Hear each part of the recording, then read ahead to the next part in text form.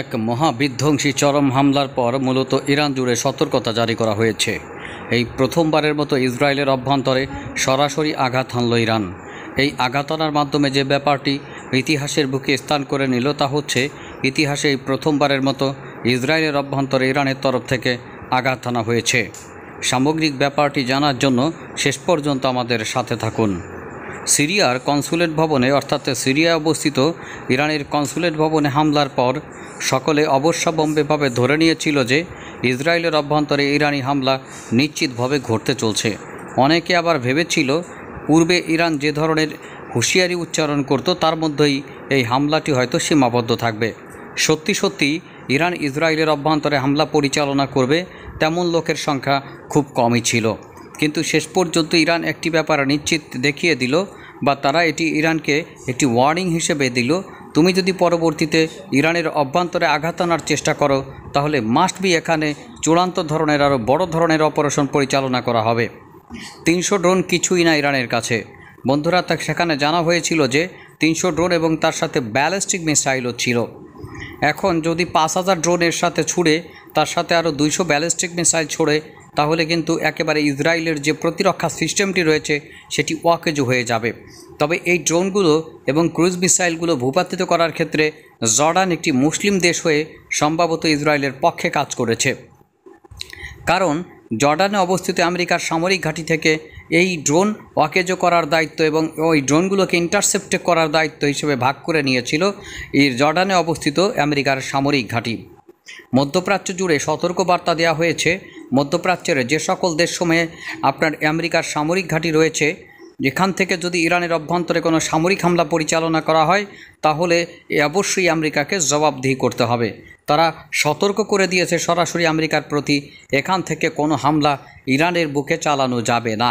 অর্থাৎ আরব রাষ্ট্রে অবস্থিত আমেরিকার ঘাঁটি থেকে কোনো হামলা ইরানের বুকে চালানো যাবে না বলে সাফ জানিয়ে দিয়েছে আরব দেশগুলো। সংযুক্ত আরব আমিরাত, বাহরাইন, কাতার, সৌদি আরব তারা স্পষ্টভাবে আমেরিকাকে বলে দিয়েছে এখানকার মাটি এবং আকাশ ব্যবহার করে ইরানের অভ্যন্তরে কখনোই কোনো হামলা পরিচালনার তারা কোনো অনুমোদন দেবে না। আর সম্ভবত এই ব্যাপারটি যদি তারা করে ভবিষ্যতে এখান থেকে সম্ভবত এই আমেরিকার ঘাঁটিগুলোকেও তারা বাইরে বের করে দিতে পারে। সুতরাং এখানে একটা ব্যাপার আপনাদের বলে রাখি, বিভিন্ন পরিসংখ্যানগত বিষয়গুলো বিচার বিবেচনা করে যেটি বোঝা গেছে যে সকল ড্রোন এবং ক্ষেপণাস্ত্র ছুড়েছে ইরান তার ম্যাক্সিমামই হয়তো ভূপাতিত করতে সক্ষম হয়েছে তাদের অ্যালায়েন্স, অর্থাৎ এখানে ইসরায়েল এককভাবে কাজ করেনি। অনেকেই ভাববে যে ইসরায়েল এককভাবে এগুলো রক্ষার বা ইসরায়েল রক্ষার দায়িত্ব নিয়েছে। এখানে যুক্তরাজ্য কাজ করেছে, এখানে আমেরিকা সরাসরি কাজ করেছে এগুলোকে প্রতিহত করার কাজে, আর এখানে মূলত ইসরায়েলের সামরিক বাহিনীও কাজ করেছে। আমি পূর্বে আপনাদের সাথে যে সকল ভিডিওগুলো দিয়েছি স্পষ্টভাবে জানিয়ে দিয়েছি আসলে এখানে আমেরিকা স্পষ্টভাবে বলে দিয়েছে তারা এই হামলাটি প্রতিরক্ষার কাজে অবশ্যই ইসরায়েলকে সহযোগিতা করবে। ইসরায়েলকে যদি এই দখলদার শক্তিকে যদি তার প্রভুরা সহায়তা না করে কখনোই সে মধ্যপ্রাচ্যের বুকে এই ধরনের সামরিক শক্তি নিয়ে টিকে থাকতে পারবে না। সে যতই সামরিক শক্তি এখানে ধারণ করুক এটা টিকে থাকা তার পক্ষে কোনোভাবেই সম্ভব নয়। তার প্রভুরা যদি তাকে এখানে এই দখলদার শক্তিকে প্রোটেক্ট না করে ভবিষ্যতেও সে টিকতে পারবে বলে মনে হয় না।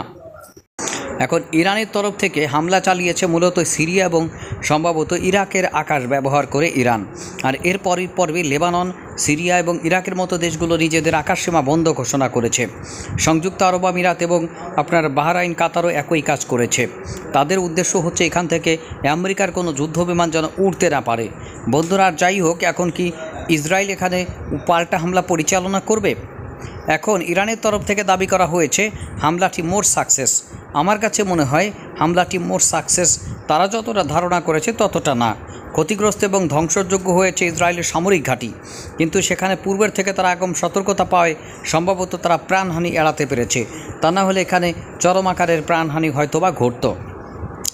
বন্ধুরা, একটা ব্যাপার এখানে অবশ্যই বলতে হবে, পূর্বে ইরাক এবং অন্য যে সকল অবস্থানে আমেরিকার ঘাঁটি রয়েছে সেখানে রাডারগুলো এই ক্ষেপণাস্ত্র এবং যখন ড্রোন হামলা পরিচালনা করা হয় সেগুলোর আগাম সতর্ক সংকেত পেয়ে যায়। আমেরিকার আগাম সতর্ক সংকেত পাওয়ার পরও যে পরিমাণ ড্রোন এবং ক্ষেপণাস্ত্র ইসরায়েলের মাটিতে আঘাত এনেছে সেটি আসলে সাকসেসই বলা চলে।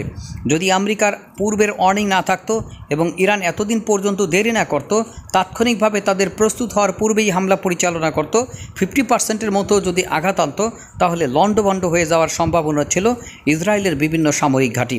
তেল আবিব এবং জেরুজালেমে এই হামলাগুলো চালানো হয়েছে। বন্ধুরা, সেই ব্যাপারগুলো আপনাদেরকে এজন্য বলবো যে ইরান সম্ভবত একটি ফুল স্কেলে যুদ্ধ চায়নি এবং ইসরায়েলও ফুল স্কেলে যুদ্ধ চায়নি। সুতরাং এই ব্যাপারটি উভয় দেশই চেয়েছে হামলা পাল্টা হামলার মাধ্যমে তার জবাব দিতে। মূলত এরপরই জাতিসংঘের নিরাপত্তা পরিষদ জরুরি মিটিং কল করেছে, এখানে এই বর্তমান পরিস্থিতিকে মূল্যায়ন করে উভয় পক্ষের প্রতি বার্তা দেওয়ার জন্য।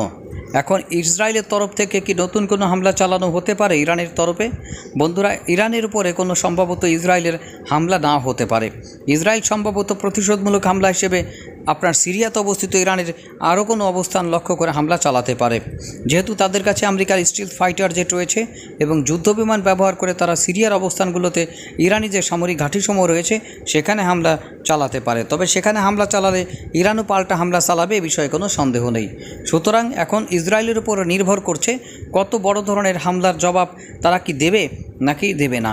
সুতরাং পরবর্তীতে কতটা বিস্তৃত যুদ্ধ হবে সেটি পুরোপুরি নির্ভর করছে এখন ইসরায়েলের উপরে।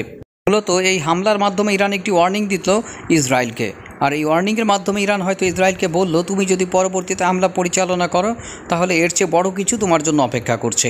বন্ধুরা, এমনও হতে পারে ইরান এরপরে বিমান হামলার কোনো টার্গেটে রূপান্তরিত করতে পারে ইসরায়েলের কোনো সামরিক ঘাঁটিকে, অথবা তাদের যে হাইপারসনিক মিসাইল রয়েছে সেটির মাধ্যমে ইসরায়েলের কেন্দ্রীয় স্থলে আঘাত আনতে পারে।